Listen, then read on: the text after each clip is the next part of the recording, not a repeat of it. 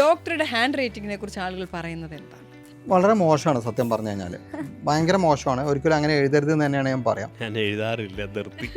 എൻ്റെ നല്ല hand writing വളരെ മോശം ഹാൻഡ് റൈറ്റിംഗ് ആണ്. എൻ്റെതും വളരെ മോശമാണ്. ചിലപ്പോൾ ബുദ്ധി കൂടുന്നവർക്ക് ചിലപ്പോൾ ഹാൻഡ് റൈറ്റിംഗ് നന്നാവില്ല എന്ന് എനിക്കറിയില്ല. തരക്കൽ എഴുതുമ്പോൾ അങ്ങനെ പോയി പോകുന്നതാണെന്നായിരിക്കും. പക്ഷേ ഇപ്പോൾ അതിനൊരു മാനദണ്ഡമുണ്ട്.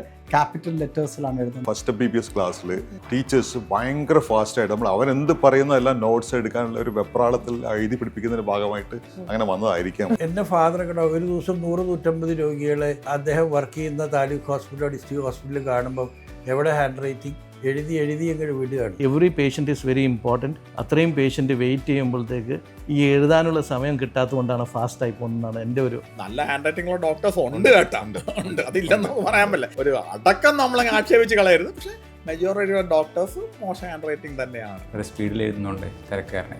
ഇപ്പോഴാണ് എനിക്ക് തോന്നുന്നത് എല്ലാ ഡോക്ടേഴ്സിൻ്റെയും ഒട്ടുമിക്ക ആൾക്കാരുടെ ലെജിബിൾ ആണ്. ശരിക്കും പറഞ്ഞാൽ ഞങ്ങളൊക്കെ മാറ്റിയപ്പോൾ കുറേ കാലമായി ഞങ്ങളൊക്കെ ടൈപ്പ് ചെയ്ത് കൊടുക്കാനാണ്. ഡോക്ടർ എഴുതിയ മരുന്ന് ആ ഫാർമസിസ്റ്റിന് മാത്രം മനസ്സിലാകാൻ പാടുള്ളൂ എന്നാണ് അതിൻ്റെ ഉദ്ദേശം എന്നൊക്കെ പറഞ്ഞിട്ട് എനിക്ക് തോന്നുന്നില്ല അത് ശരിയാണെന്ന്. ഒരു 300 പ്രിസ്ക്രിപ്ഷൻസ് ഡെയിലി എഴുതുമ്പോഴേക്കും ലാസ്റ്റ് ആകുമ്പോഴേക്കും പാരസ്റ്റമോൾ P മാത്രമേ ഉണ്ടാവുള്ളൂ, പിന്നെ ഒരു വരയായിരിക്കും.